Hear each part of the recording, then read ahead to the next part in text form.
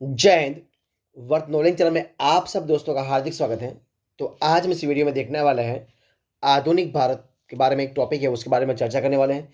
दोस्तों, आधुनिक भारत के बारे में जो टॉपिक है, उस टॉपिक के बारे में आज हम इस वीडियो में टोटल 192, कितना दोस्तों, 192 इंपॉर्टेंट महत्वपूर्ण जो क्वेश्चन है, वो क्वेश्चन हिंदी में चर्चा करने वाले हैं। तो आप इस वीडियो को जरूर देखना स्टार्ट करते हैं। वीडियो की देखिए, आपके सामने क्वेश्चन देखिए। पहला सवाल आपके सामने इधर रखा है, देखिए क्या सवाल है। इधर आपके सामने क्या सवाल है।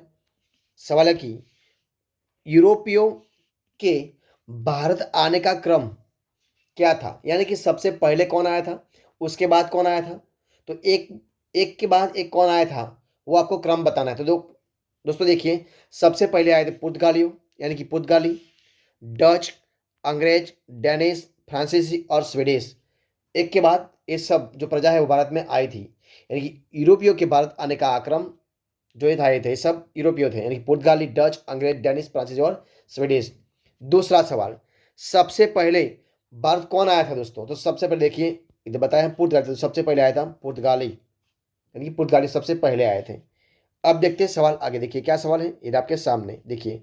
सवाल है कि भारत आने वाला प्रथम पुर्तगाली कौन था, उसका नाम बताना है। तो वास्को डी गामा था। कौन था दोस्तों, सबसे पहला जो पुर्तगाली भारत आया था, तो वो था वास्को डी गामा। और वो कब आया था, तो ईस्वी सन 1498 में आया था। कब आया था, 1498 में आया था। और वो कहाँ से आया था, तो पश्चिमी जो तट है, वही जो कालीकट बंदर है, वही वो आके पहुंचा था। और उसके बाद जहाँ वो आके, जो हमारे भारत देश में हिंदू राजा था जिसका नाम था जमोरिन, तो उस जमोरिन राजा से वो मिला और जब राजा ने उनका स्वागत किया, यानी कि इस प्रकार वो सबसे पहले भारत आया था। दोबारा सबसे पहले आया था 1498 में, ठीक है। और दोबारा कब आया था, तो दोबारा वास्को डी गामा भारत दोस्तों कब आया था, तो वो आया था 1502 में। कब आया था, 1502 में आया था। कब आया था, 1502 में आया था, ठीक है। अब देखते हैं आगे। देखिए आगे क्या है। पुर्तगालियों ने अपनी पुर्तगालियों ने अपनी पहली व्यापारिक कोठी कहाँ पर स्थापित थी दोस्तों, तो वो उन्होंने स्थापित थी कोचीन में। कहाँ पर स्थापित थी, कोचीन में। और कब स्थापित थी, तो इसमें 1503 में स्थापित थी। कब स्थापित, 1503 में उन्होंने स्थापित थी। आगे का सवाल, भारत में पहला पुर्तगाली गवर्नर जनरल कौन था दोस्तों, तो वो था फ्रांसिस्को डी अल्मीडा। कौन था, फ्रांसिस्को डी अल्मीडा था। वो 1505 में उनको नियुक्त किया गया था। कब नियुक्त किया गया था, इसमें 1505 में उनको नियुक्त किया गया था। अब देखते हैं आगे का सवाल। देखिए क्या है सवाल, ये आपके सामने। शांत जल की नीति कौन सी है, शांत जल की नीति यानी कि ब्लू वाटर पॉलिसी कब लागू किया गया था, तो दोस्तों किया गया और किसने किया था, तो क्या फ्रांसिस और डी अल्मीडा ने किया था। कब किया था, शांत जल की नीति किसने लागू किया था, तो फ्रांसिस्को डी अल्मीडा ने लागू किया था। अब देखिए आगे, पुर्तगाली शक्ति का वास्तविक संस्थापक कौन माना जाता है दोस्तों, तो अल्फांसो डी अल्बुकर्क। कौन दोस्तों, अल्फांसो डी अल्बुकर्क को माना जाता है। सवाल आगे का देखिए क्या है। पुर्तगालियों द्वारा गोवा पर कब्जा कब किया गया, तो दोस्तों पुर्तगाली द्वारा गोवा पर 1510 में। कब, 1510 में उन्होंने गोवा पर कब्जा कर लिया गया, ठीक है। आगे का सवाल, डच लोग भारत कब आए थे दोस्तों, कौन सी प्रजा, दूसरा नंबर पर आए डच आई थी। तो डच लोग कब आए थे, तो दोस्तों डच लोग भारत में आया था 1596 में। ईस्वी सन 1596 में डच लोग को भारत आए थे। डच निवासी कहाँ के थे, तो दोस्तों डच निवासी थे नीदरलैंड के। नीदरलैंड या जो हॉलैंड है, नीदरलैंड या हॉलैंड, वहाँ के थे। नीदरलैंड या हॉलैंड के थे वो। पहला डच यात्री कौन आया था दोस्तों, तो पहला डच यात्री आया था कार्नेलियन हाउटमैन। कौन था, कार्नेलियन हाउटमैन था जो आया था डच प्रवासी, वो था यात्री कार्नेलियन हाउटमैन आया था। अब देखते हैं आगे। ईस्ट इंडिया कंपनी, कौन सी कंपनी, ईस्ट इंडिया कंपनी की स्थापना कब हुई थी, तो ईस्वी सन 1600 में। कब हुई थी, ईस्वी सन 1600 में। डचों ने अपनी पहली व्यापारिक कोठी यानी कि फैक्ट्री कहाँ स्थापित की दोस्तों, या कहाँ और कब की थी, तो मसूलीपट्टम। कहाँ स्थापित की थी, मसूलीपट्टम में स्थापित की। और कब की थी, तो ईस्वी 1605 में की थी। कब की, ईस्वी 1605 में की थी। अहमदनगर का विलय कब हुआ था, कौन सा, अहमदनगर का विलय कब हुआ था, तो 1632 में हुआ था। इसमें 1632 में अहमदनगर का विलय हुआ था। देखते आगे, डचों का कौन, किसका, डचों का भारत में पतन कब हुआ, तो दोस्तों डचों का भारत में पतन हुआ डचों और डचों और अंग्रेजों के मध्य वेदरा युद्ध। कौन सा युद्ध दोस्तों, वेदरा जो युद्ध था, वेदरा युद्ध से डचों का पतन हो गया। और कब हो गया, तो ईस्वी सन 1759 में। कब हो गया, 1759 में। और देखते आगे, अंग्रेजों ने 1613 में अपनी पहली स्थायी फैक्ट्री सूरत में स्थापित थी, यानी कि स्थापित की थी। वो किसके अनुमति के बाद उन्होंने स्थापित? तो दोस्तों अंग्रेजों ने ईस्वी 1613 में अपनी पहली फैक्ट्री जो स्थापित थी सूरत में, वो जहाँ के जहांगीर राजा था, कौन थे दोस्तों? जहांगीर राजा था, और जहांगीर राजा के अनुमति के उन्होंने स्थापित थी। कब? 1613 में। कहाँ? तो सूरत में। कहाँ पर? सूरत में। ठीक है, देखते आगे। देखिए आगे का सवाल क्या है। अंग्रेजी क्या है? अंग्रेजी यूरोपीय शासन काल में अफीम तथा, कौन सा? अफीम तथा सोरा उत्पादक के लिए कौन प्रसिद्ध था दोस्तों? वो बिहार राज्य से, हमारा जो बिहार राज्य है वो सबसे प्रसिद्ध था। अब देखते आगे। भारत आने वाला प्रथम जहाज कौन था? तो वो है रेड ड्रैगन। कौन है? रेड ड्रैगन है, वो भारत आने वाला प्रथम जहाज था। अब देखिए सवाल नंबर आगे का। देखिए क्या सवाल है। भारत में फ्रांसीसियों की प्रथम फैक्ट्री स्थापित कहाँ की गई थी? तो ईस्वी 1668 में सूरत में फ्रैंको द्वारा उनको स्थापित गई थी। किसका था? फ्रैंको द्वारा। अब देखिए सवाल आगे। प्रथम फ्रांसीसी गवर्नर कौन था दोस्तों? तो प्रथम फ्रांसीसी गवर्नर था डुप्ले। कौन था? डुप्ले था। कौन था? डुप्ले। सवाल आगे। पांडिचेरी की स्थापना, किसकी स्थापना? पांडिचेरी की स्थापना कब हुई थी? तो ईस्वी 1674 में, 1674 में फ्रांसीसी मार्टिन यानी कि फ्रांसीसी ने की थी। आगे सवाल। अंग्रेजों द्वारा पांडिचेरी पर अधिकार कब पाया गया था? तो 1761 में जो पांडिचेरी था, उस पांडिचेरी पर अंग्रेजों ने अधिकार जमा लिया था। तो कब जमा लिया था? 1761 में। सवाल आगे का देखिए क्या है।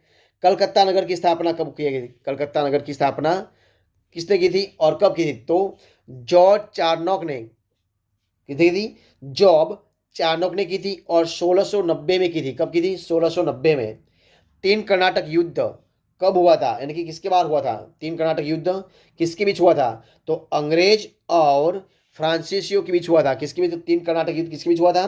तो अंग्रेजों और फ्रांसीसियों के बीच हुआ था।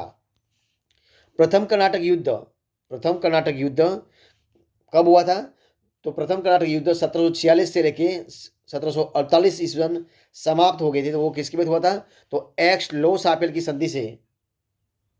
किसकी संधि? तो एक्स लो सापेल की जो संधि हुई, उस संधि के बाद उनको समाप्त हुआ। और द्वितीय कर्नाटक युद्ध कब समाप्त हुआ दोस्तों?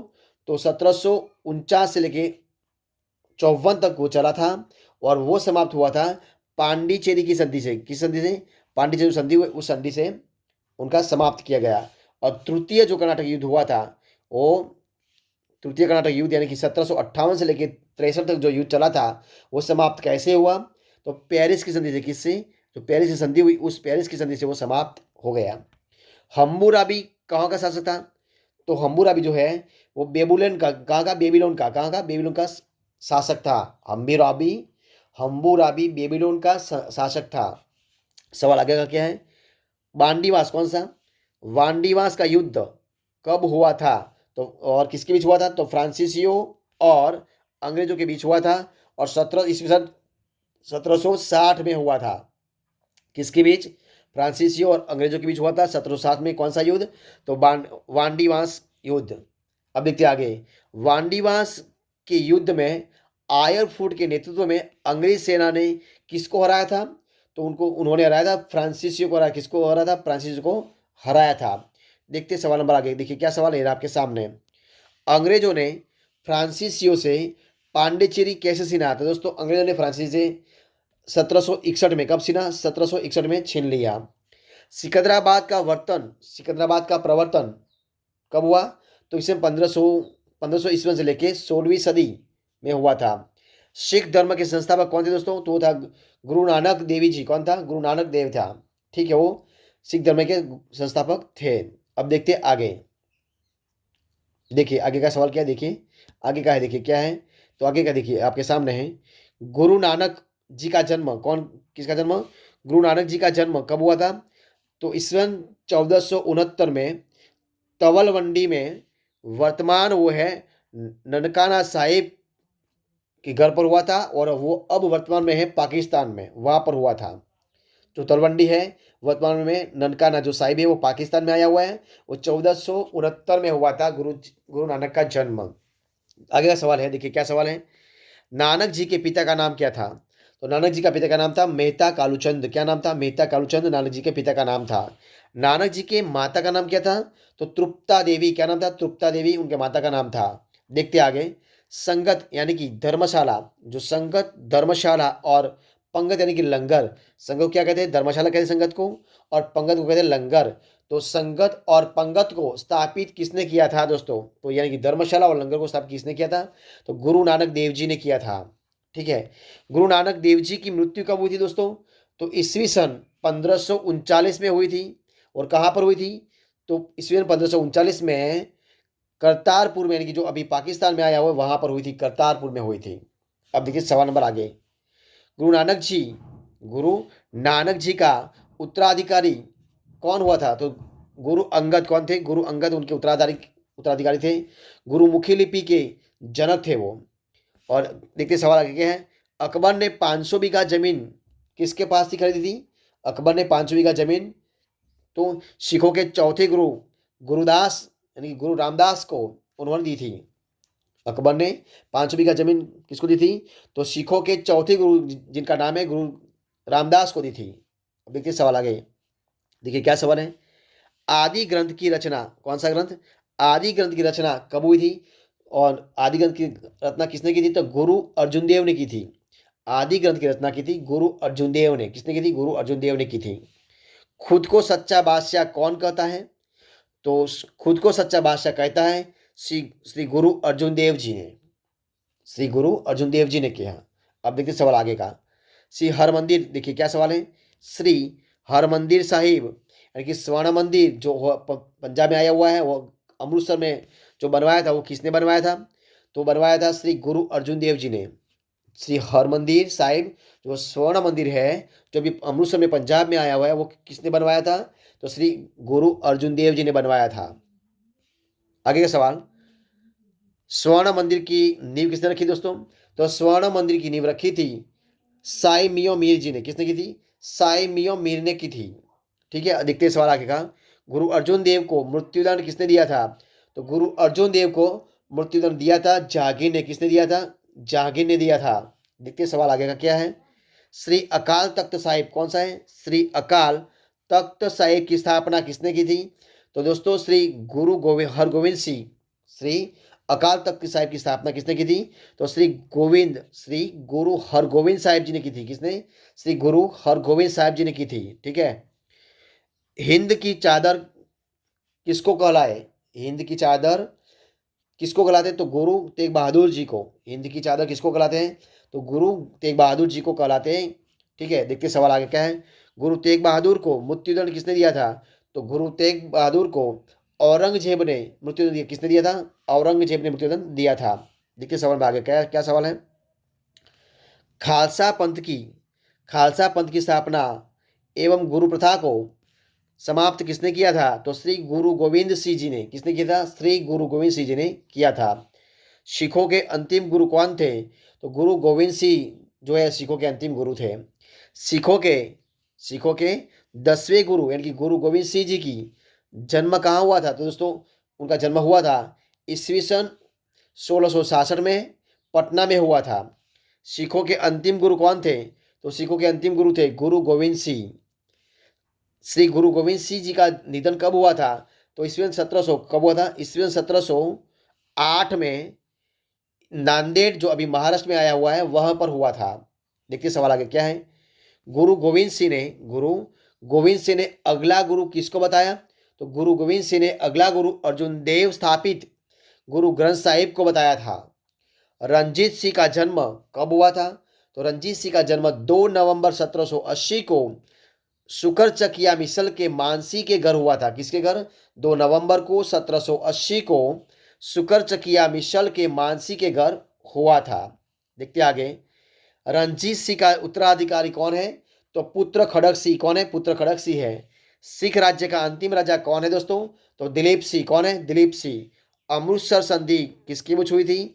तो महाराजा रंजीत सिंह और अंग्रेजों के बीच 25 अप्रैल 1809 में हुई थी। अब देखते आगे। सिराजुद्दौला कौन था दोस्तों? सिराजुद्दौला कौन था? तो सिराजुद्दौला बंगाल का नवाब था। काल कठोर यानी कि ब्लैक होल की घटना कब घटी थी? तो 20 जून 1756 को सिराज उद दौला के समय वो घटना घटी थी। अलीनगर की संधि किसके बीच हुई थी? तो 1757 में सिराज उद दौला और ईस्ट इंडिया कंपनी के बीच हुई थी। दस्तक प्रथा को समाप्त किसने किया था दोस्तों? तो मीर कासिम ने किया था। दस्तक प्रथा को समाप्त किसने किया था? तो मीर कासिम ने किया था। प्लासी का युद्ध कब हुआ था?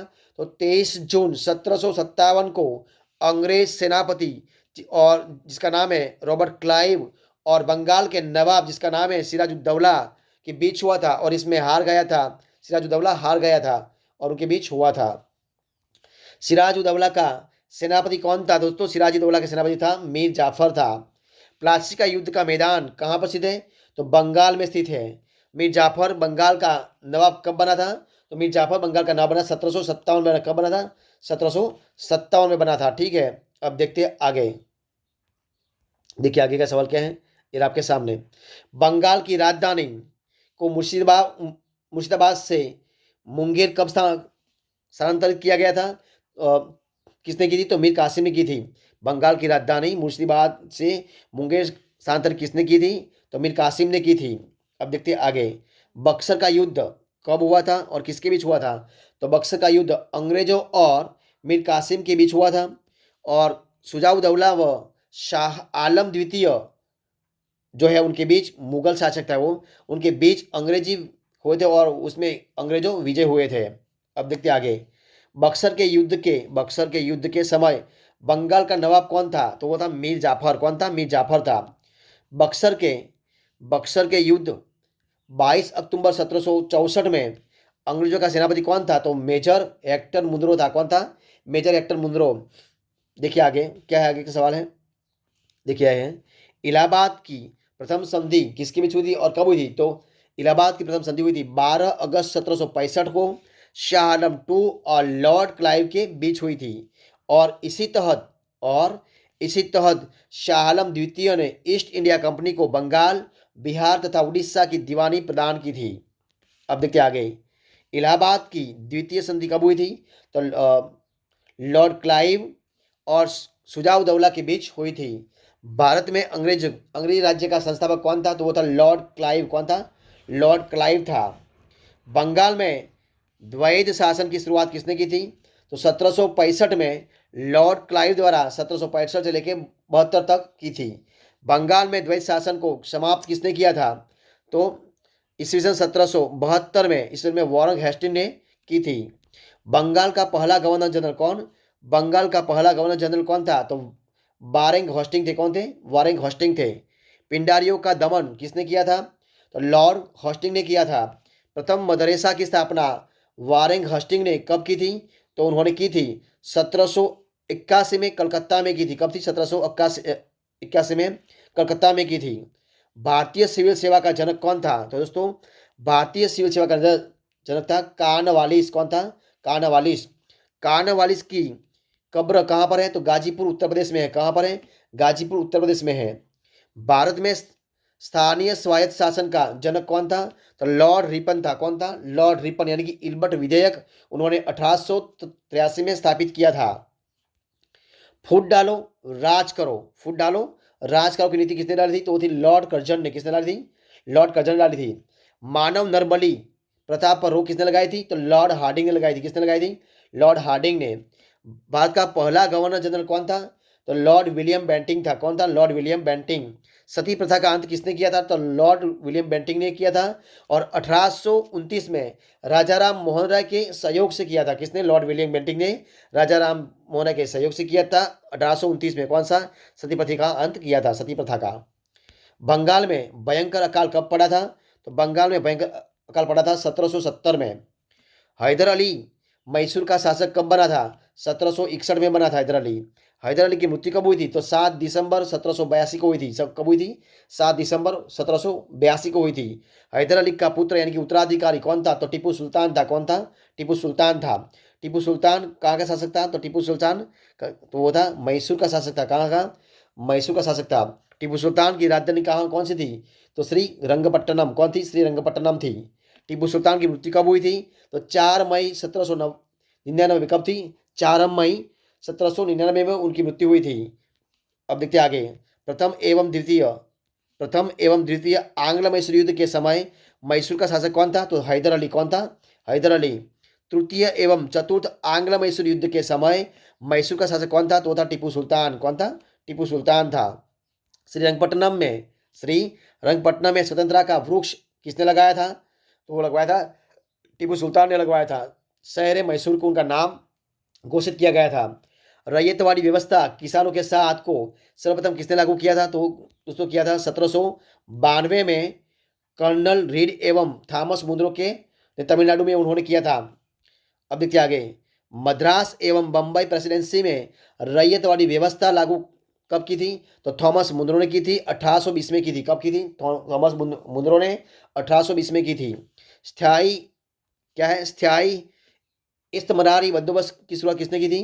तो 1793 में लॉर्ड कॉर्नवालिस ने जमींदारों के साथ मुख्य रूप से बिहार, बंगाल और उड़ीसा में की थी। अब देखते हैं आगे। देखिए आगे का सवाल क्या है, देखिए आपके सामने है, ये रहा आपके सामने, देखिए ये रहा। सूर्यास्त क्या है?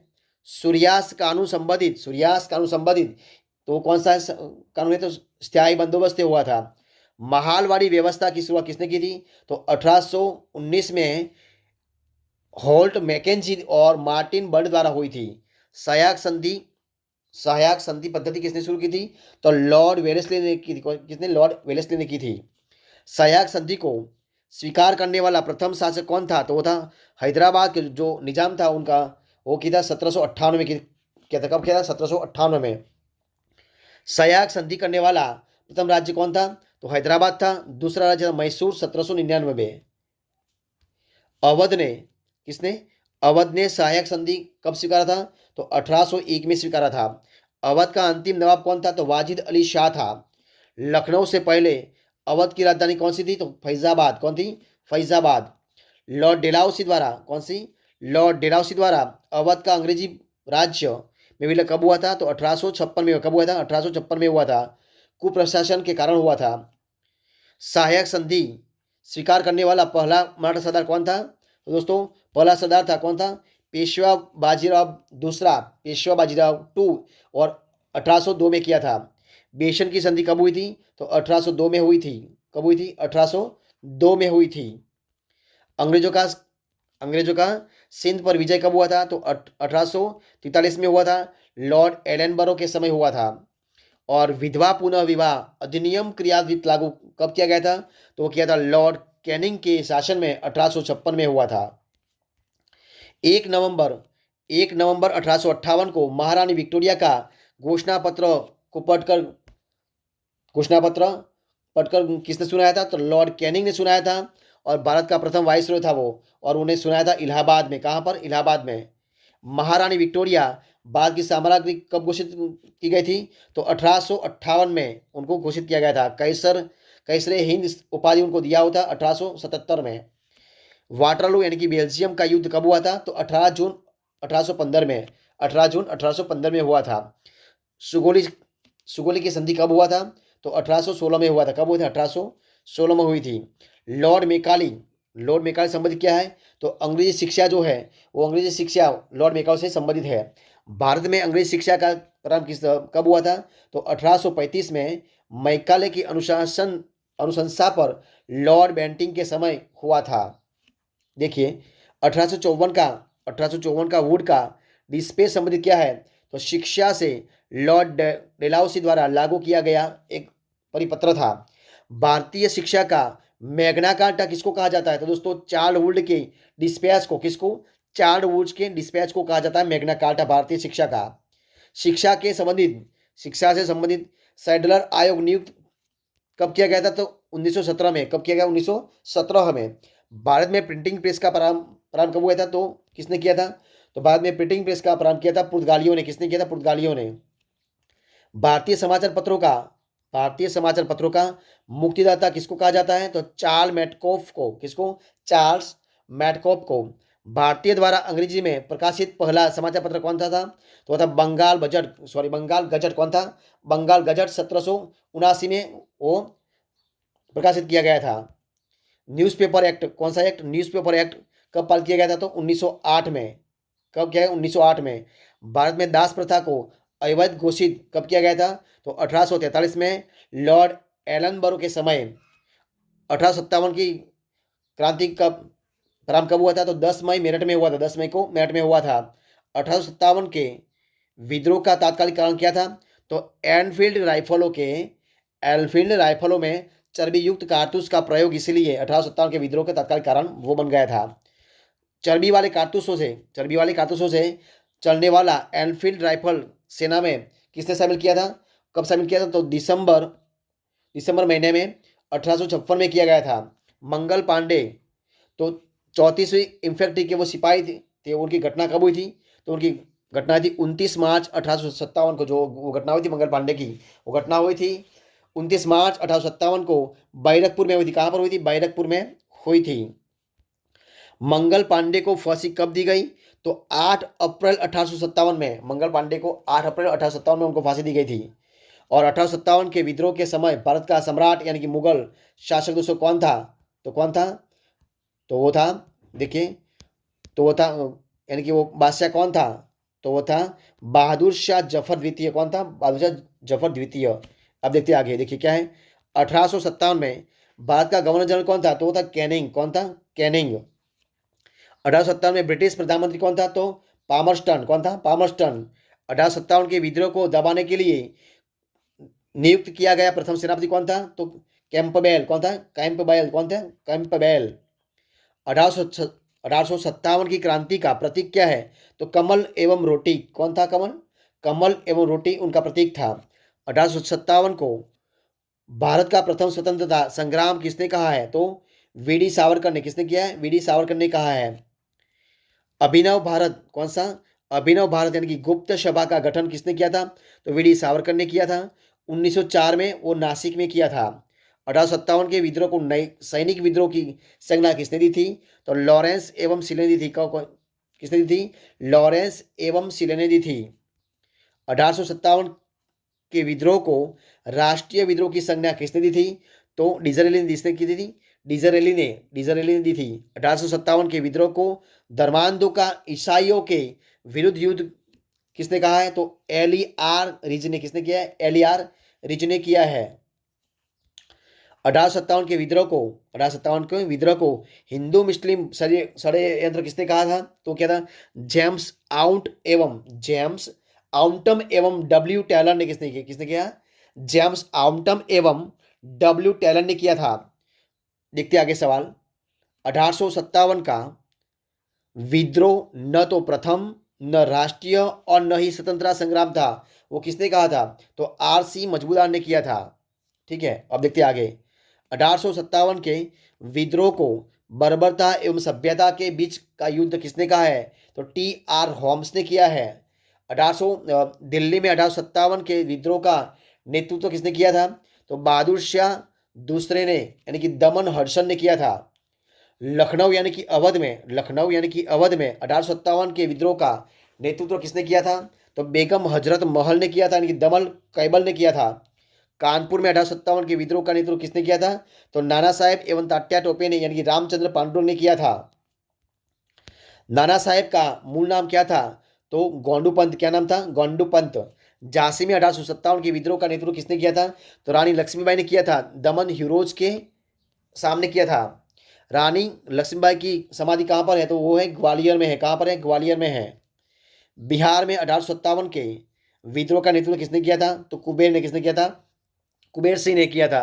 वो जगदीशपुर में किया था। दमन वी टैलन के बीच सामने किया था। पटना में 1857 के विद्रोह का नेतृत्व किसने किया था? तो पीर अली ने किया था। किसने किया था? पीर अली ने किया था। और दमन विलियम टेलर के सामने किया था। इलाहाबाद में 1857 के विद्रोह का नेतृत्व किसने किया था? तो लियाकत अली ने किया था। और दमन जनरल नील के सामने किया था। 1857 के विद्रोह को देखने वाला उर्दू कवि कौन था? तो मिर्जा गालिब था। कौन था? मिर्जा गालिब था। वो निवासी था आगरा का। 1857 नामक जो पुस्तक है उनके लेखक कौन है? तो एस.एन. सेन है। राज्य हड़प नीति किसने लागू किया था? तो डेलहाउसी ने किया था। सॉरी, डलहौ डलहौजी ने किया था। राज्य हड़प नीति किसने लागू किया था? तो डलहौजी ने किया था। क्रिमियन युद्ध 1854 से लेकर 56 तक में ब्रिटेन, फ्रांस, टर्की ने पराजित किया था। तो किसको उनको किसने पराजित किया था, तो रूस को पराजित किया था। किसको? रूस को, यानी कि रसिया को। फ्लोरेंस नाइटिंगेल, फ्लोरेंस नाइटिंगेल का संबंध किसके है? तो क्रिमियन युद्ध से। Lady with the lamp, lady with the lamp किसको कहा जाता है? तो फ्लोरेंस नाइटिंगेल को, यानी कि इंग्लैंड की थे वो। 1857 के बीच, 1857 के ठीक बाद नील विद्रोह कहाँ पर हुआ था? तो बंगाल में हुआ था 1859 से लेकर 60 तक। नील दर्पण पुस्तक के लेखक कौन है? तो दीनबंधु मित्र है। सन्यासी विद्रोह कब हुआ था? तो 1763 से लेकर 1800 के बीच हुआ था। सन्यासी विद्रोह का उल्लेख कहाँ पर मिलता है? तो बंकिम चंद्र चटर्जी के उपन्यास जो आनंद मठ है उनमें मिलता है। अब देखते आगे, बधेरा कौन है? बधेरा विद्रोह कब हुआ था? तो 1818 में बड़ौदा में हुआ था। अहोम विद्रोह कब हुआ था? तो 1828 से लेकर 33 तक में हुआ था। और में गोमधर कुंवर के नेतृत्व में असम में हुआ था। कोल विद्रोह, कौन सा विद्रोह? कोल विद्रोह किसके बीच हुआ था? तो बुद्धो भगत के नेतृत्व पर 1831 से लेकर 32 में हुआ था। कुका विद्रोह, कौन का? कुका विद्रोह की शुरुआत किसने की थी और कब की थी? तो 1840 में भगत जवाहरमल एवं रामसी कुका द्वारा बंगाल में की गई थी। संथाल विद्रोह कब हुआ था? तो संथाल विद्रोह सिंधु तथा कान्हू के नेतृत्व में हुआ था। 1855 से लेकर 56 में हुआ था। मुंडा आदिवासियों का विद्रोह कब हुआ था? तो 1899 से लेकर 1900 के बीच हुआ था। नेता बिरसा मुंडा के बीच हुआ था। अब देखिए आगे, ओलगुलान विद्रोह के संबंधी कौन है? तो बिरसा मुंडा से है। बिरसा मुंडा का जन्म कब हुआ था? 1800 नवंबर 1875 में हुआ था। मोपला विद्रोह कब हुआ था? तो 1921 में केरल के मालाबार क्षेत्र में हुआ था। एशियाटिक सोसाइटी, कौन सी? एशियाटिक सोसाइटी ऑफ बंगाल की स्थापना कब हुई थी? 1784 में विलियम जोन्स ने की थी। वर्नाकुलर प्रेस एक्ट कब पारित किया गया था? तो 1878 में लॉर्ड लिटन द्वारा रद्द किया गया और 1882 में लॉर्ड रिपन द्वारा उनकी एक्ट पारित किया गया था। भक्ति आंदोलन के प्रतिपादक कौन थे? तो रामानुजाचार्य। कौन थे? रामानुजाचार्य थे। भारतीय पुनर्जागरण का पिता, भारतीय राष्ट्रवाद का पैगंबर, जनक यानी कि आधुनिकवाद का पिता, युगदूत किसको कहा जाता है? तो राजा राम मोहन राय को। किसको कहा जाता है? राजा राम मोहन राय को। आत्मीय सभा की स्थापना किसने की थी? तो 1815 में राजा राम मोहन राय ने कोलकाता में की थी। ब्रह्म समाज की स्थापना किसने की थी? तो 20 अगस्त 1828 में राजा राम मोहन राय ने की थी। ब्रह्म समाज का सिद्धांत किसके आधारित है? तो वह एकेश्वरवाद की उपासना के आधार पर है। भारतीय यानी कि आदि ब्रह्म समाज की स्थापना किसने की थी? तो 11 नवंबर 1866 में केशव चंद्र सेन ने की थी। राजा राम मोहन राय को राजा की उपाधि किसने दिया था? तो मुगल सम्राट अकबर द्वितीय ने दिया था। राजा राम मोहन राय की मृत्यु कब हुई थी? तो ब्रिस्टल में हुई थी, और वो ब्रिस्टल आया हुआ है, इंग्लैंड में आया हुआ, वहाँ पर हुई थी। रामकृष्ण मिशन की स्थापना कब हुई थी? तो रामकृष्ण मिशन की स्थापना हुई थी 1897 में स्वामी विवेकानंद द्वारा बेंगलुरु यानी कि कोलकाता में हुई थी। विवेकानंद के बचपन का नाम क्या था? नरेंद्रनाथ दत्त था। मानव की सेवा ईश्वर की सेवा है, मानव की सेवा ईश्वर की सेवा है, वो किसने कहा था? तो स्वामी विवेकानंद ने किया था। उन्होंने कहा था। 1893 में शिकागो में आयोजित विश्व धर्म सम्मेलन में भाषण किसने दिया था? तो स्वामी विवेकानंद ने उनका भाषण उन्होंने दिया था। आर्य समाज की स्थापना किसने की थी? तो आर्य समाज की स्थापना 7 अप्रैल 1875 में दयानंद सरस्वती ने, मूल शंकर उनका नाम था, उन्होंने बंबई में की थी। भारत भारतीयों के लिए का नारा किसने दिया था? तो आर्य समाज ने दिया था। सत्यार्थ प्रकाश, कौन सा? सत्यार्थ प्रकाश की रचना किसने की थी? तो दयानंद सरस्वती ने की थी। वेदों की ओर लौटो का नारा किसने दिया था? तो स्वामी दयानंद सरस्वती ने दिया था। भारत का मार्टिन लूथर किंग किसको कहा जाता है? तो स्वामी दयानंद सरस्वती को कहा जाता है। सर्वप्रथम स्वराज शब्द का प्रयोग किसने किया था? तो स्वामी दयानंद सरस्वती ने किया था। दयानंद सरस्वती के गुरु कौन थे? तो उनके गुरु थे स्वामी विरजानंद। कौन थे? स्वामी विरजानंद। तो दोस्तों इधर हम हमारा वीडियो इधर खत्म करते हैं। तो अगर आपका मेरा इस वीडियो अच्छा लगा हो, यूजफुल लगा हो, तो वीडियो को लाइक कीजिए, कमेंट कीजिए, आपके दोस्तों में शेयर कर दीजिए और लास्ट में आपने अब तक इसी चैनल को यानी कि वर्थ नॉलेज चैनल को सब्सक्राइब नहीं किया तो उनको सब्सक्राइब करना मत भूले। मिलते हैं दोस्तों एक ऐसे नए वीडियो में ऐसे नए टॉपिक के साथ, तब तक बने रहें। जय हिंद, जय भारत।